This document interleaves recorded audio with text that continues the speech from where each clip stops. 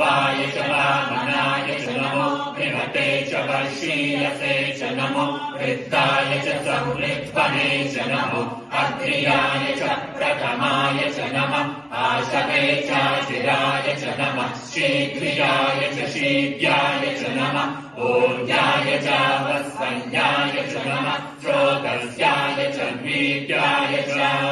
नमो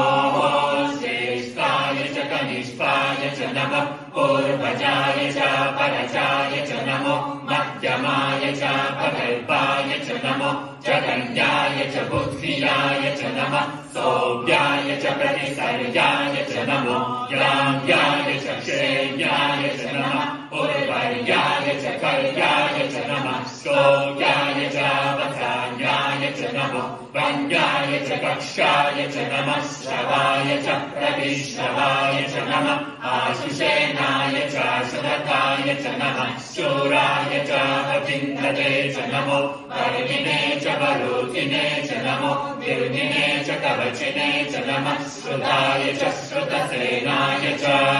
नमो दुन्दुभ्याय च अनन्याय च नमो कृष्णवे च प्रविशाय च नमो दूताय च प्रहिताय च नमो निषङ्गिने च श्रुतिमते च नमः तीक्ष्णे च